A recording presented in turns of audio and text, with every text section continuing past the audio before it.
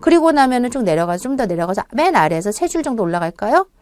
기본적인 내용이 지나치게 심화된 것이나 상급 단계의 내용과 직결되지 않는 독립적인 개념들을 삭제하였고요. 학습자의 인지 수준 개념의 중복 점진적인 연결성을 고려하여 적절한 단계로 이동합니다.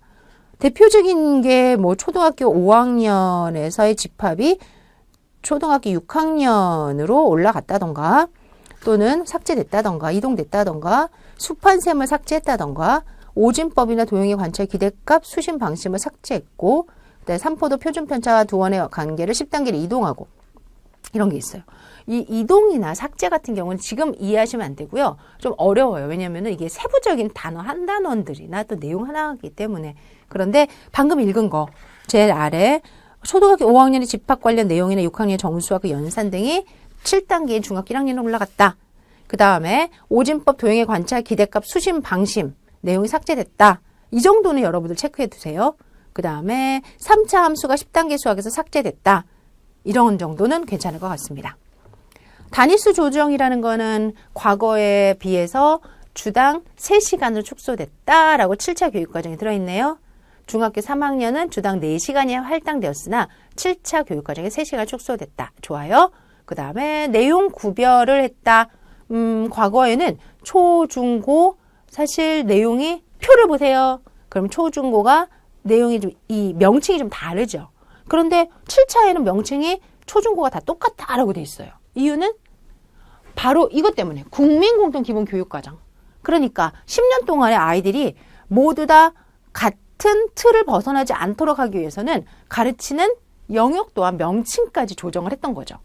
그래서 수화, 연산, 도형, 측정, 확률과 통계, 문자식, 규칙성과 함수 이렇게 잘 참고하십시오.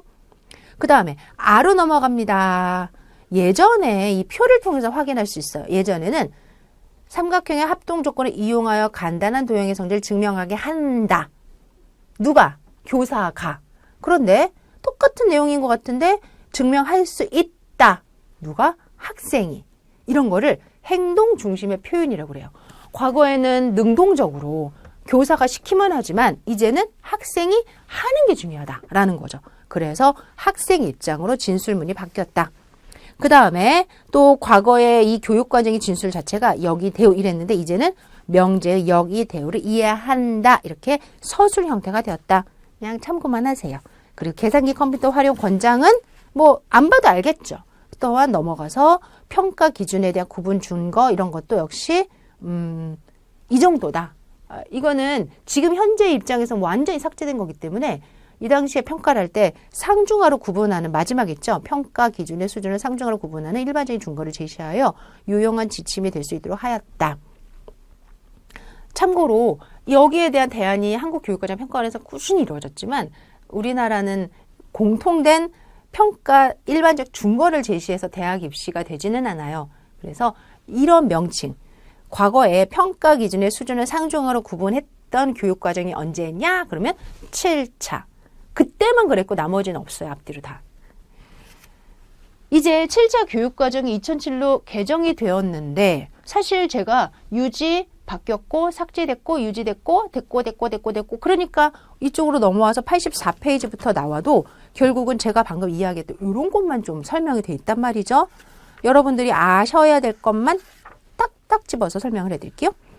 2007년 2월에 공표된 2007 개정 교육과정 이후에 2009년도부터 2010년, 2011년 이렇게 해가지고 순차적으로 그러니까 2011년에 고등학교 지금 올라가 3학년 그러면은 고등학교 3학년 2012년도에 대입을 보게 되죠. 수능을 2012년도에 봤다면 나는 2007 개정 교육과정 교과서를 공부한 사람이다. 이렇게 보시면 돼요.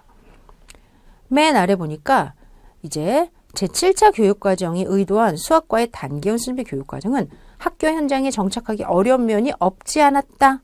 왜 없지 않았을까? 재이수, 심화과정 이런 것들이 반발이 많았죠. 따라서 이런 문제점을 고려하고 보다 내실 있고 현실성이 높은 수준별 수업 방안을 구축하기 위하여 단위 학교별로 단위라는 건 학교 하나하나를 말하는 거예요. 학교별로 수준별 수업 운영에 대한 자율성을 부여하는 걸로 방향을 바꿉니다. 따라서 2007 개정 교육과정의 기본 방향의 첫 번째가 뭐다? 현실 적합한 수준별 수업을 지원하자 이거예요. 그렇죠? 또한 4차 교육과정 이래로 계속적으로 추구해온 학습 내용의 적정화. 네, 아래쪽으로 보면 첫째, 심화 과정을 삭제했습니다. 그리고 수학 학습의 난이도를 하향 조정하고 학습량 감축하는 쪽에 좀 신경을 썼어요. 네, 둘째, 기본 과정 중에 핵심적이지 않은 내용 요소를 좀 뺐어요. 그 대표적인 게 이진법의 덧셈 뺄셈, 근사값의 덧셈 뺄셈, 고등학교 삼각함수 중에 시컨드, 코시컨드, 코탄젠트 이런 것들을 다 빼버렸어요. 그러니까 이때부터 없어진 내용이 굉장히 많아요. 제가 학교 다닐 때보다 지금 교과서는 거의 한 3분의 2 정도로 축소가 됐을걸요? 셋째, 학교 학습 내용과 연계성 강화를 위해서 좀 필요 없는 것들은 이렇게 연계를 해서 붙이거나 그랬어요. 여하튼 첫째, 둘째, 셋째의 공통점은 뭐다? 학습 내용의 적정화였다. 그리고 내려갑니다. 2007 개정 교육과정의 세 번째 방향은 수학적 사고력의 신장. 수학적 사고력 줄치세요. 그리고 아래로 내려갈게요. 바로 그 밑에 줄에 의사소통, 추론 능력 등 이렇게. 그래서 이 당시에 수학적 사고력이라는 말이 참 좀 그렇죠. 뭔가 명확성이 없죠. 사고하는 힘? 사고력? 그럴 때 요 당시 7차 때 문제 해결, 의사소통, 추론, 연결성 강조했지만 참고로 문제 해결력을 강조를 많이 하고 얘네들은 거의 언급이 없었어요. 그러다가 이쪽에서도 문제 해결, 의사소통, 추론 이런 걸 강조했을 때 이건 유지하면서 얘네들의 힘을 좀 더 보태주고 얘네들을 강조했던 게 2009다. 어이! 죄송합니다. 2009가 아니라 이쪽이 아니라 이쪽으로 넘어와서 제가 여기로 가야 되겠죠. 예. 문제 해결, 의사소통, 추론 중에서 얘는 유지하고 여기에 힘을 북돋아 준 것이 언제다? 2007이다. 그래서 같은 문제 해결력, 수학적 힘을 강조했지만 이때는 문제 해결력을 강조한 반면 의사소통의 추론을 그리 강조하지 않았다면 이때 의사소통의 추론을 더 강조하는 분위기로 방향이 돌아갔다. 그게 바로 수학적 사고력의 신장을 강조한 점이다라는 거예요. 그러면서 의사소통, 추론 능력 등을 문제 해결력과 더불어 명시적으로 언급하면서 수학적 사고력에 더 박차를 가했다. 그리고 7차 교육과정의 네 번째 방향은 정의적 측면의 강조. 정의적 측면이라는 건 태도죠. 수학을 좋아하는 지식이 인지적이라면 마음적인 자세나 태도가 정의적이에요. 그래서 이 당시에 정의적 태도를 더 강조했고요. 그 배경에는 뭐 OECD 국가에서 수학을 잘하는 나라로 알려진 대한민국. 하지만 수학을 싫어하기로는 또 1번인 대한민국 이런 거. 피사에서 시험 뭐 했던 이런 평가들을 통해서 많이 이제 주장이 돼요. 그 결과 수학의 가치를 이해하고 수학에 대한 긍정적 태도를 길러라라는 거를 좀 더 주장을 합니다. 네, 이러한 기본 방향 잘 참고하시고요. 내려가면은 단계 대신 학년과 학기의 용어를 부활했다. 이해되시죠? 넘길게요. 그 다음에 86페이지에 이제 위에서 네 번째 줄. 각 단계 영역마다 제시됐던 심화 과정을 대부분 삭제했다라는 거. 대부분 삭제라고 되어 있는데 거의 완전히 삭제했고요. 그 다음에 삭제했다는 건 뭐예요? 안 가르친다는 얘기죠. 참고로 원래 그 다면체를 공부하고 나면 다면체에서 꼭지점의 수, 모서리의 수, 면의 수 사이의 관계를 안다 이런 게 학습이 잘 된 아이들한테 심화로 제공되는 내용이었어요. 근데 이게 삭제됐어요. 그러니까 지금 현재 입장에서는 하나도 배우지 않는 게 되는 거죠. 영역 구별의 구분의 변경. 이유는 이제 단계형이라는 큰 틀을 가지고 지금처럼 제이수나 보충 과정을 하지 않을 거니까 아무래도 원래대로 초등학교와 중학교로 따로 구별해야 되겠죠. 특히 규칙성과 함수라는 용어가 어떻게 바뀌었다고요? 초등학교는 표 있죠. 규칙성과 문제 해결, 중학교는 함수 이렇게 바뀌었습니다. 그 다음에 교수학습 및 평가 항목 추가 및 삭제 이런 부분은 이제 비교를 좀 해봐야 되는데 2007 개정에서 중요시했던 거는 의사소통과 추론이잖아요. 맨 아래로 내려가겠습니다. 밑에서 세 줄 정도 올라갈게요.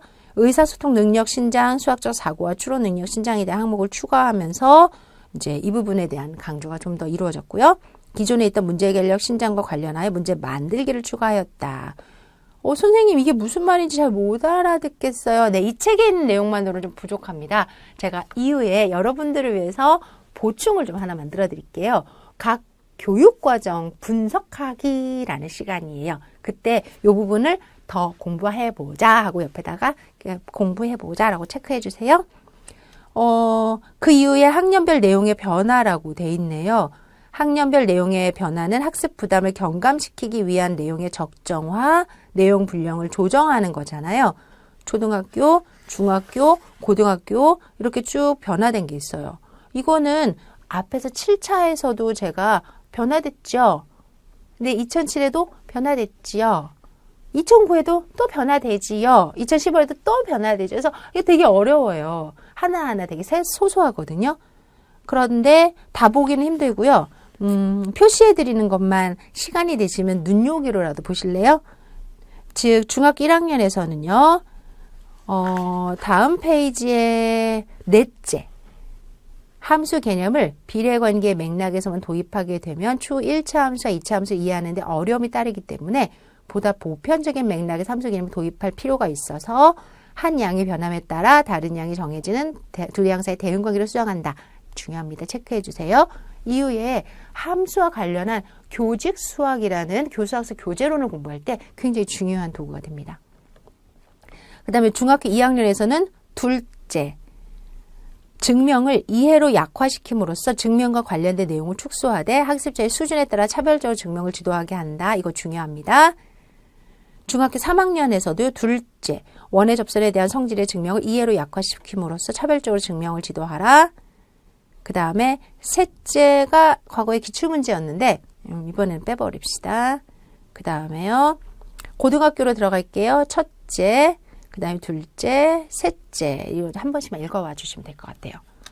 소소한 내용은 지금 당장 알아도 나중에 잊어버리니까 우선은 지금 교육과정을 큰 틀로 이해하시고 이후에 각 교육과정마다 삭제되거나 뺀 내용들도 한 번쯤은 정리를 할 거다라고 기록해 두세요. 여기까지 왔으니까 이제 잠깐 쉬었다가 2009와 2015 어떻게 또 변화가 돼서 우리가 학생들을 가르칠 도움을 받아야 되는지 공부 같이 해보도록 합시다.